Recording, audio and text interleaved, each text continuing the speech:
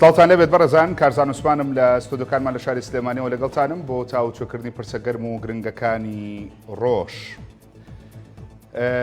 دەمویست باسی شەڕی ئەمریکا و ئێران بکەم، بەڵام بەر لەوە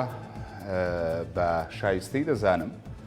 پیرۆزبایی خۆم بنێرم بۆ قوتابیان و خوێندکاران لە هەرێمی کوردستان. پۆلی 12 بە دیاریکراوی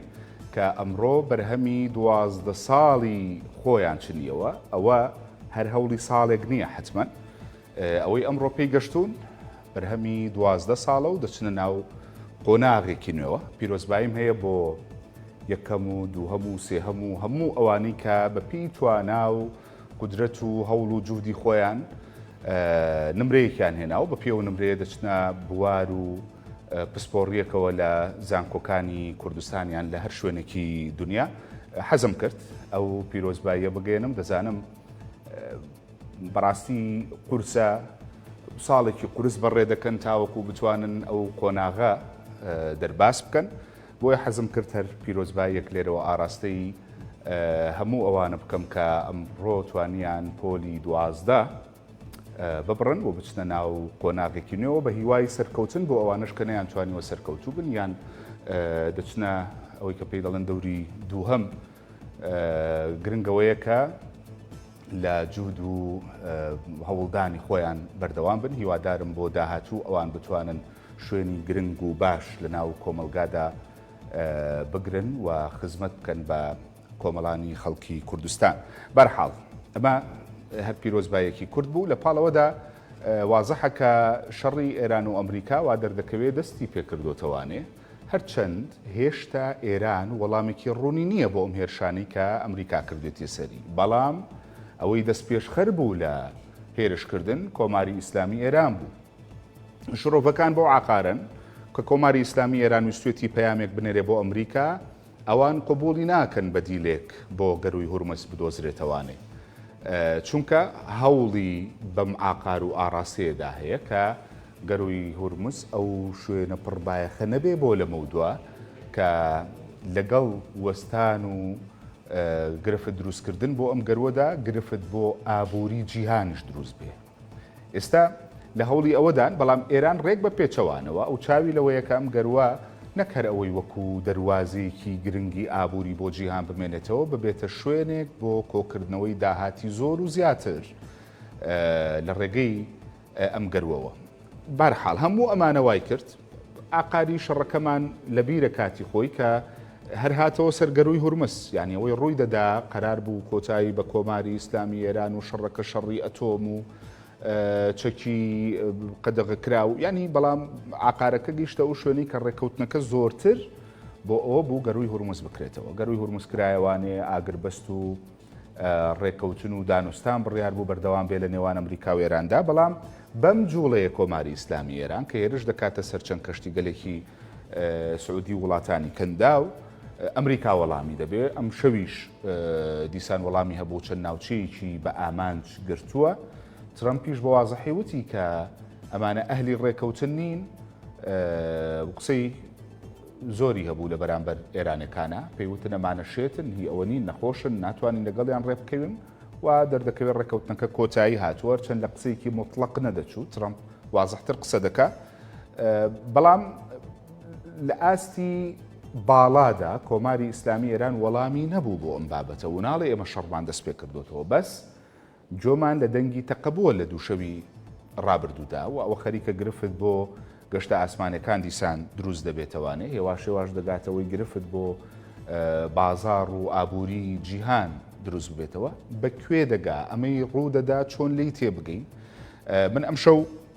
بە سوپاسەوە لەگەڵ دکتۆر ڕێبوار فەتاح نووسەر و لێکۆڵەر گفتوگۆ دەکەم ڕاستەوخۆ لە لەندەنەوە لەگەڵمە. دکتۆر تەواو شەڕ دەستی پێ کردوتەوانێ یان ئەمە هەر چەند شۆیەکە چەند نمایشێکە دەیبینین و هێشتا هەر بژاردە بەهێزەکە ڕێکەوتن و دانوستان و کۆتایی شەڕە؟ ینی شەڕ دەستی پێ کردوێتەوە وەکڵیت، بەڵام بڕوان ناکەم ئەمە شەڕێک بێت کە ئێران و ئەمریکا جارێکی دیکە وەکو پێشتر دیمان بەگژیەکدا بچن. لێرە لەم پەلامارەی ئەمڕواگە کە یەکەم جار ئێران دەست دەستی پێ کردووە بەڕاستی ئەوزان پێشەوە زۆر گرنگە سێگەڕ لە پەلامار دەزیشان بکەم گەڕێکیانەوەیە کە ئێران سێ کەشتی کردووە بە ئامانج لە گەروی هورمزە بۆ بیانوەی کە گوایە بەو ڕووتا ناڕۆن کە ئێران بۆی داناون گەڕی دووەم ئەمریکا دەستی پێکردووە نزیکەی 60 جێی لە باشووری ئێران بردومان کردو بردومانی زووە خراپ بەڵام ئەمانە زۆرتر بنکەن زۆرتر بنکەی سەربازین ڕادارە چوزانم ئەلەو شتانەیە ئەمجا گەڕی سێهەم ئێران هەڵوێستی بەگرتوتەوە بنکەی ئەمریکای لە کۆیت و لە بەحرین و لە قەتەر بردومان کردووە ئێستا لە ویاین ئایا ئەم شۆ ئەمریکا لێ ئەیان ترەمپ پەشیمان بێتەوە نازانم باشە بەڵام بۆچی هەر پێشتریش زۆر ئەو گریمانەیە باز دەکرا کە ئەمریکا هەمەی دیکا تاکتیکیە دەنا کۆڵ نادا تاوەکو کۆتایی هێنان بەم ڕژەمەی ئێستای ئێران بۆ ئەمریکەکانەوە باوەڕە و قەنەعەتە کە دەبێت لەگەڵ ئێرانەکانە بگەنە ڕێکەوتنێک و لەم ڕێگەیەوە کۆتایی بە مەترسی ئەتۆمەکانی ئێران بێنن یان هەر بەڕاستی تاکتیکیە و دەشێ ئەگەر ئێستش ئەم شەڕە جددی نەبێ لە قۆناغی داهاتووترا شەڕی جددی ببینی یعنی ڕەنگە شەڕی جددی ببین و ئەوەش دەبینی کە ڕەنگە بچنەوە سەر مێزی گفتوگۆ بۆ چارەسەری شێشەی بڵین هێزی ناوچی چەکی ناوچی ئەوەش ڕەنگە ببینی بەڵام بەڕاستی ئەوەی ئەمڕۆ ڕوویە ڕەنگە چەند شتێکی تریش لەو هاوکێشەیە هەبێ بیرمان نەچێ ئێستا کە سبەینە تەرمی خامینەیی ئەگاتەوە ئێران و لە مەشهەد لە زێدی خۆی دەینێژن ئەوەش ڕەنگە تاز ڕادەیەکی زۆر پەیوەندی هەبووێ بەوەی کە ئێران لەو ڕۆژە شتێ بکات دڵنیان نیم ڕاستی بەڵام جێسە سوورمانە ئێستا ڕوویە ڕۆژێکی کە ڕووینەیە هەروەها ترەمپیش بۆ کۆزانین لە کۆبنەوەی ناتۆیە لە ئەنقەرە ئەوەش پەیوەندی هەیە بۆەوە ئەنی گرفتێکی کەش لە ئێرانە هەیە بەڕاستی لە نێوان ئەوانەی کە بڵین کەمێک ریفۆرم خوازم لەگەڵ تونڕەوەکانە بۆ نمونە ئەوانەی کە زۆرتر یانوێ گفتوگۆ بکەن و لەگەڵ ئەمریکا کۆبنەوە هەمیشە لەژێر پەلامماران لەلایەن سەرکردەی سوپات پازارە ئەوانەوە چون گاڵێن و شەیتانی گەورەیە و نابێت لەگەڵ دابنیشی بۆ ڕەنگە ئەمانەش هەمووی پێکەوە کاریگەر و بێ لەوەی کە ئێران ئەو گەڕە لە پەلامار بۆ سێ کەشتی کە هیچیان پەیوەندی بە ئەمریکاوە نەبێ کردوێتی هیچیش نییە پێوتو نای بۆ ڕووتا بڕۆن پەیوەندی پێوەکردنەوە جوابیان نەهاوەندەوە هەمانیش درۆنیان تێگرتن درۆنی چی بەتوانی ڕەنگە بتوانێت ڕەنگە بتوان لە ئێرانیش دروستی بکەن ئەوە گرفتەکەیە بەڕاستی ڕاستە شتێکی کەشم بیر نەچێت گەروی هورمز بەشێک نەبوو لە ئامانجی شەڕەکە بەڵام ئێستا لەواتێ ئامانجی سەرەکی دانستان بێ لە بینی ئێران و لە بینی ئەمریکا ئەوە ئێران سەرکەوتوو بوو لەوەدا دکتۆر ینی ئاقاری شەڕەکەی گۆڕی وانە بە بۆچوونی من ئێران زۆر سەرکەوتوو بوو ئەوەش گرفتێکی کەیە کە تونڕەوەکان لە ئێران ناڵێن ئێمە بردوومانەتەوە ئێوە بۆچی لەگەڵ شەیتانی بزرگا دانیشن ئەوەش گرفتە ئەوە ڕاستەکە کە ئێرانی زۆرتر دابەش کرد لە بری ئەوەی کەیەکیان بخات دابەشی کردن ینی ئەوە زۆر گرنگە کە بیانی ئەمریکا گەشتۆ قەناعەتێک ناتوانێت ئێران بڵین بە چەک و بە تۆپاران قەناعەت پێبێنێ بەڕاستی ڕووخانی ڕژێمی ئێرانیش کەمێک لە خەیاڵە چێ تاکو ڕاستی ئەبێ هەمومان واقعی بە نەزانم زۆر کورد حەزەکە ڕژێم ئێرانی بە شەڕ ڕۆژێ نەمێنێ بەڵام کە هەموو هەڵکێژێکی نێودەوڵەتی لێکێتەوە ئێران زەحمەتە بڕوخێ ینی ڕەنگە ئەوروپاش لەگەڵ ڕووخانی ئێرانە نەبێ ئەو زەحمەتی ڕووخانی کۆماری ئیسلامی ئێرانیان ڕژێمی ئێستای ئێران لە قووەتی خۆیەوە دێت یان پەیوەندی بە هەندێک معادلەوە هەیە کە ڕەنگە زولێزەکانی دنیا دەستێوەردانی تێدا بکەن نێڵن ئەمە ڕوو بدا بۆ خۆ دەستە لە کۆتایی قسەکە ئاماژەت پێکردوتە ئەوروپا ڕەنگە لەگەڵەوە نەبێ ینی ئێران کۆتایی بێ ئەگەر ئەمریکا بیەوێ ئێران تەخت بکات باوای دابنی ئەتوانێ چەند ڕۆژێ تەختی بکات بەڕاستی چونکە توانای ئەمە شەڕی توانای سەربازی نییە کاکارزان ئەگەر هەموو شتێ بخەیتە لاوە ئەگەر ئێران وڵاتێکی 1 ملیۆن کەسی 5 ملیۆن کەسی بڕوخێ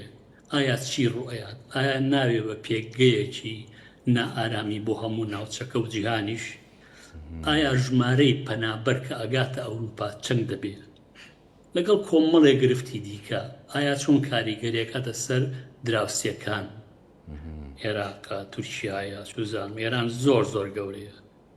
من بە پاسپیار ڕۆشتم لەسەرەوە بۆ زۆر زۆر گەورە یعنی ئەمانە هەمووی ڕووخانی ڕژێمی ئیسلامی ئێران لە واقعیت دوورەخاتەوە بەڵام ئێران ئێستا کە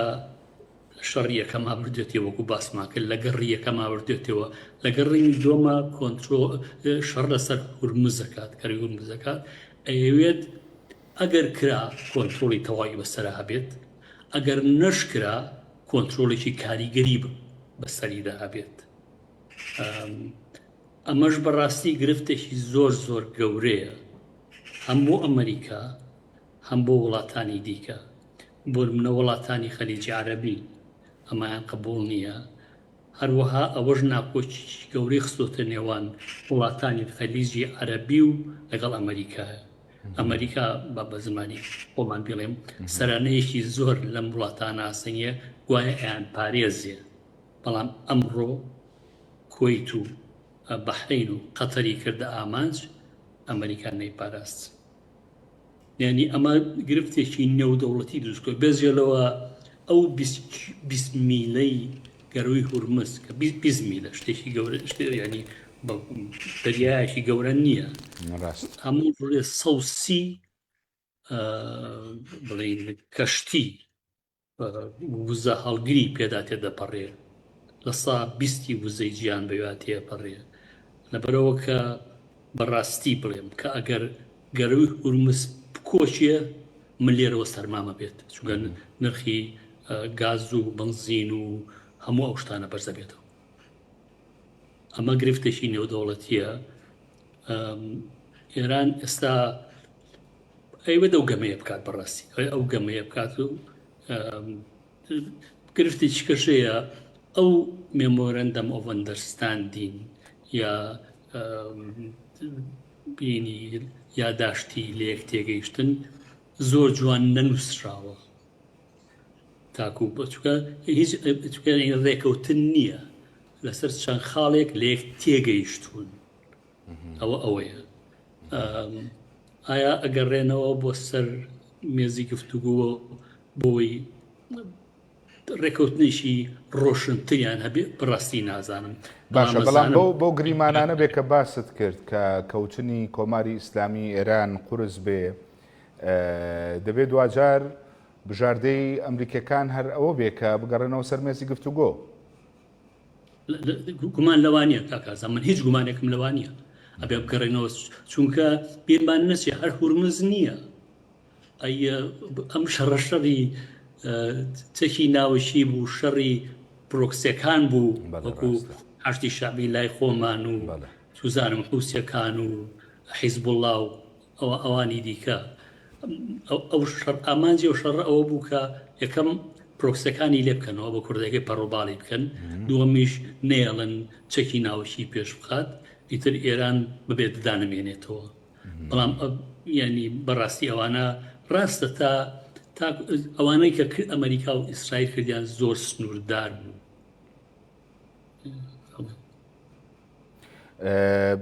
ئاماژەت بە بابەتێکدا زۆر پرسیارێکی گرنگ بوو یانی ئەوەی کەوتت بۆچی ئێرانەکان ئەو ڕۆژە هەڵدەبژێرن بۆ ێرش کە مەراسیمی ڕابەرەکەیان بووە یان تەرمی ڕابەرەکەیان بووە بۆ ئەمریکاش کۆبوونەوەی ناتۆ و حزوری وڵاتانی ناتۆ لە ئەنقەرەی نزیک لە تاران هەر بەڕاستی دەکرێت ینی ئەگەر بە تیۆری معاملە تەماشای نەکەین بەڵام وەکو منطق پرسیار بکەین ئەمە قووەت و هەژمون و هێزی هەردوو باڵا شەڕخوازەکەی هەم ئەمریکا هەم ئێران بێ کە بیانەوێت دەرفەت بقۆزنەوانێ بۆ ئەوەی شەڕ جێگرەوەی ڕێکەوتن و ئاشتی بێ چونکە دەنگێکی زوڵاڵ هەیە لە ناو تاران و لە ناو واشنگتنیش بۆ ئەوەی کە شەڕ ڕەنگە بژاردا ئەسڵەکە بێ بۆ یەکلاکردنەوە. ینی دیارە زانیاری نییە بەڕاستی بەڵام کە تۆ کە منەی بینم ئەمڕۆ سبەینێ تەرمی خامینەی لە زیێدی خۆی نێژێ لە مەشهەد هێشتا خەڵکی ئێران ماتەمینن ینی تێگەی کە ڕەنگە ئێران ویسپێتی شتێ بکە کە هەر هیچ نەبێ دڵی خەڵک خۆش بکات ینی جێسا سوورمان نییە بەڕاستی بۆ ترەمپیش مەگەرە و خوایەتی بکات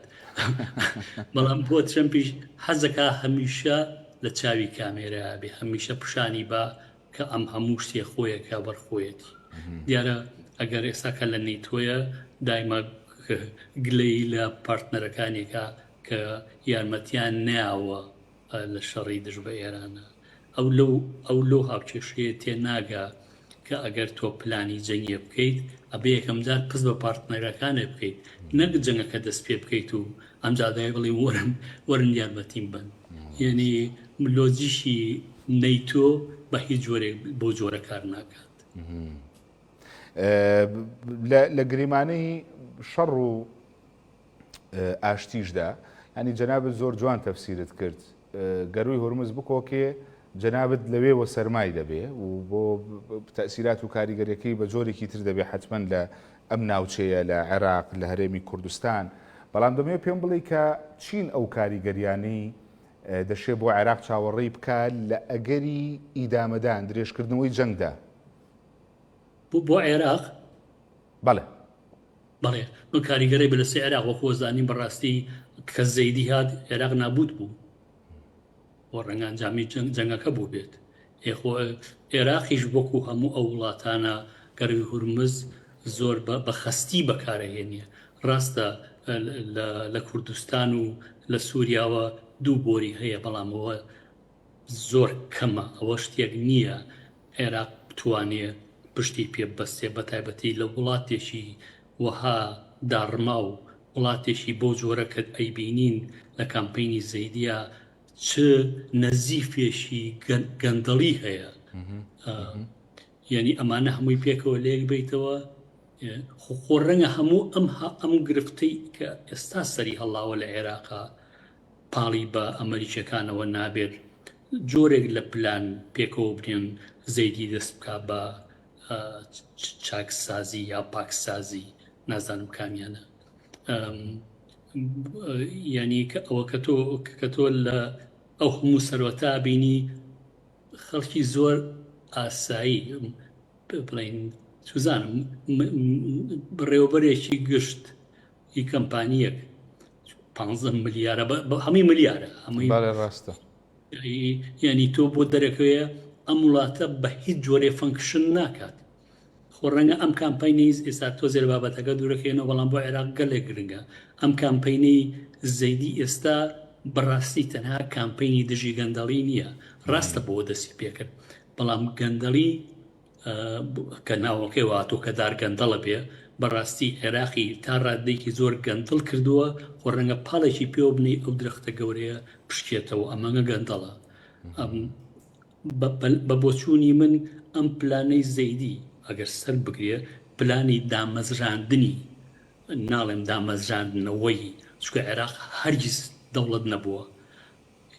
پلانی دامەزراندنی دەوڵەتی عێراقە گومانی تیان نییە کوردیش لەو بەینا قوربانیە یا بەشێکی زۆری قوربانیە قوربانیە دات بە بەشەکە لەو قوربانیە چونکە ئەگەر ئەم شەڕە لە عێراقەوە دەستی پێکردو ڕاستە بەڵام خۆ کە ئێستا سەرۆکی لیستەکانی شیعە و سوننە و ئەوانیان جارێک خستۆتە لاوە و دەستیان تێوە نایەن کوردستانیان جارێک خستۆتە لاوە دەستکاری ناکەن چونکە ئەو هەموو شتیان لەسەر خوانی ناخواردن بۆ ناخورێ وردە ئەچناوە یعنی ئەبێ چونکە ئەو گەندەڵی لە کوردستانە هەیە بەڕاستی کە باجێکی گەوری عێراقیدا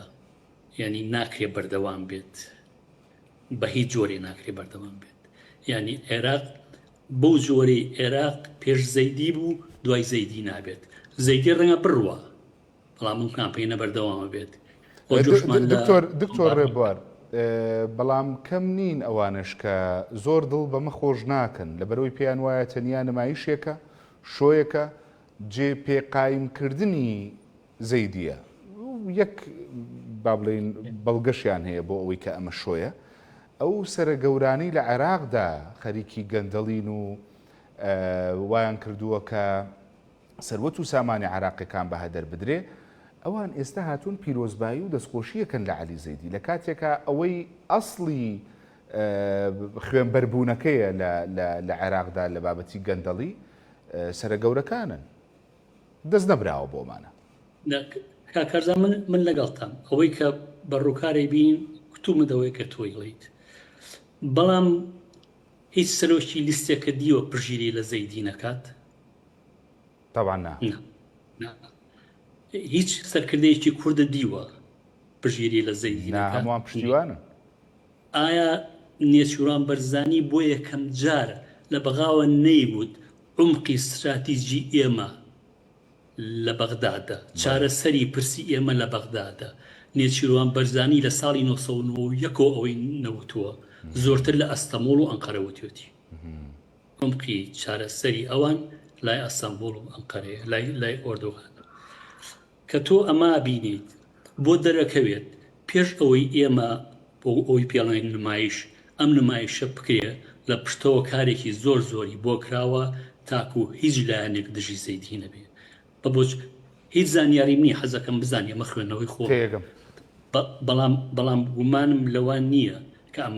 ئەمریکەکان ڕۆڵێکی زۆر گەورەیان دیوە بە ئینگلیزی پێڵێن لە خۆڵبایانی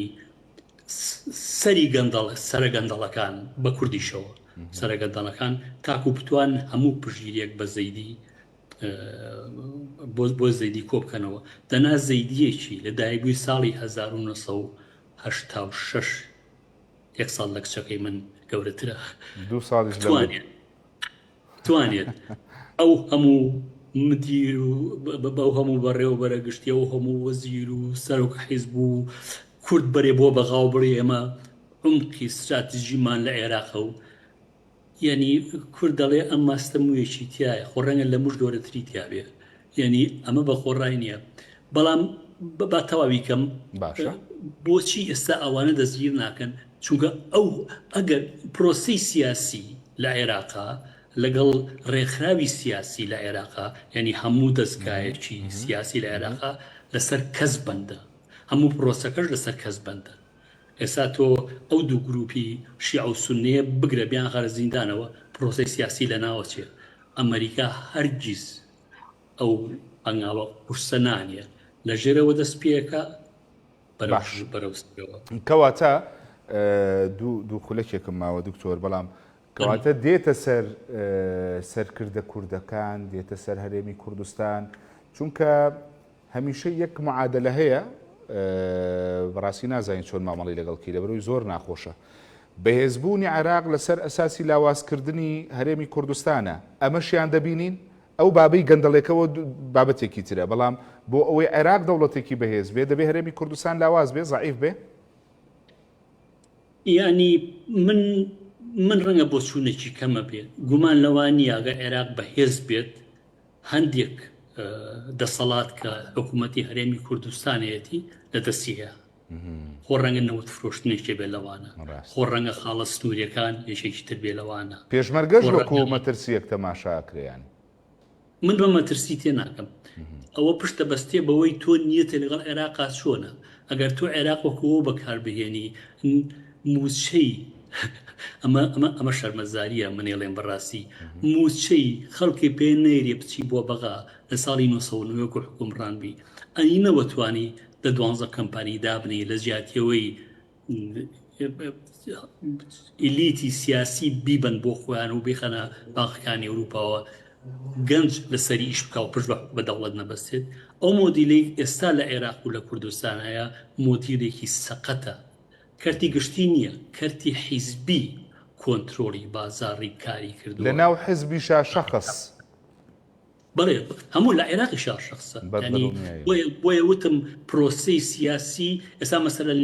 لەم بەریتانیایە ئەوە پەرلەمانە داگیر کرد بڵێ ئەمە تێ دەستی بەسەرابگری، ئەی لەگەڵ پۆلیسات چیەکەی، ئەی لەگەڵ سوپای چیەکەی، ئەی لەگەڵ حکوومەتات چیەکەی، دەسەڵات پەرش و بڵاوە، یەکێک مراقبە بەسەرەوەی و یەکێک هێزە بۆ ئەوی تر. بەڵام ئێستا سوزانم وەختی خۆی سەردەمی کە کودەتا زۆر بوو، هەر یەکێ بچووە لیوایکی برداتە قەسری جمهوریەوەی توانی انقلاب بکات. ئێستا بەڕاستی عێراق گەڕاوەتەوە بۆەوە، چونکە ڕاستە بڵێن دووفاقە بەڕێوەبردنیە، ڕاست کە دەستگا هەیە مەسەن لە کوردستانە پەرلەمانەیە، ئەو پەرلەمانە ئەمەنگە لای پارتی قبوڵەکرێ. ئەمڕۆ وتارێکم نووسی بوو لەسەر دیوارەکەم حەزەکەم بیخوێندنەوە، ئەمەنگە لای پارتی قبوڵە کە هەڕەشە نەبێ لەسەری، کە لی نەپرسێتەوە، کە دکتۆر یوسف محەممەد یاخیە بێت لە حکوومەت لە دەسەڵاتی بڕاردان کە بەدەست خێڵەوەیە ناڵم بچێتە کەولێرەوە. یعنی ئەمەشتیوا لە دنیای نییە، چونکە بنازانم ئارتیکڵی 2 عێراق بۆ هەموو عێراقێک ئاوەڵایە، بەڵام زۆر جێگای لە کوردستانە تو ناتبچناوی، زۆر جێگای لە عێراق ناتوان بچیتە ناوی. کورد ئەگەر شەڕی دەستوری نەکا، شەڕێکی قانونی نەکا، ڕۆیەکی جوان نەیە بە دەسەڵاتی هەرێمی کوردستان، ئەوەیە تۆمبارەکەم ڕۆژێکە دەڵێ سەیری سووریاکەن چەند باشە و فیدراڵی لەم ناوچەیە نابوتی کردو و سەرکەوتونیە و ئەوانە هەمووی مەسجن، ئەگەر لە بیخوێنیتەوە زۆر قوڵن بە کوردێگەی ئەڵێ ئەم فیدراڵیە کەڵکی نییە، کاڵی فیدراڵی شکستی خۆدۆ لە ناوچە مەستیەوەی کە دیارەوە سیاسەتی تورکیا شار سیاسەتی و نییە، چۆن کوردی ڕۆژاوایان لە ناو برد کە بە قەناعەتی من بە هەموو قانونێکی نێودەوڵەتی کرایم ئەگەینست هیومانیتی بەڕاستی کۆمەک کوژیە دژی مرۆڤایەت. بەس کوردی فەقیر نازان بخەریکی چی یەشێک نەیتوانی کەیزێ دروستکاوی باتە. خۆ من ناڵم کوردەی باتەوە، بەڵام پشتێکی دروستە کرد، ڕێوێکی دروستە کرد کە ڕەنگە نەتوان ڕێوای لێ بکرێت. ئەگەی ناتۆ بێنی ئەوم و خەڵکەکە 20,000 گەنجی کورد لە سووریا کوژراوە، ترامپ بڵێ بە بەکرێگیراوەکانی تورکیا و بەجێشی شەرع بڵێ کە هەمویان کۆنە داعیش و گروپەکانی کەن، بڵێەوە بڕۆن کورد لە ناوبەرن. یعنی بۆ ئەوە ڕووبات بۆچی قەوارەی هەرێ ئەو ئەمریکا کردی، ئەمریکا و فەڕەنسا و تورکیا و ئیسرائیل لە کۆبوونەوەی پاریس، ئەو ئیسرائیلێک هەرچی کوردەیە ئاڵاکەی هەڵەکاتەوە بە دۆستی خۆی هەزانی. کورد زۆر فەقیرە، یعنی ئەوە ئەگەر وا لەو دۆستۆ بکەی 20 ساڵ شەهیدی بۆ یاوی 20 ساڵ داعیشی بۆ کۆ کردوێتەوە. هەرێمی کوردستان چی کردووە نازانم بەڕاستی. ڕەنگە لە ناوبردنی هەرێمی کوردستان ئاسانتر بێ، چونکە شەڕیشی بێ ناکرێت. ئەو شەڕی بە ڕۆژاواکراوە پێشمەکە ناکرێت. زۆر سوپاس دەکەم دکتۆر ڕێبوار، سوپاس بۆەوەی کە ڕاستەوخۆ لە لەندەنەوە میوانی تاوتێ بووی. دازانێ ناوتی سوپاس بۆ ئێوەش تا بەرنامێکی دیکە هەرشاد.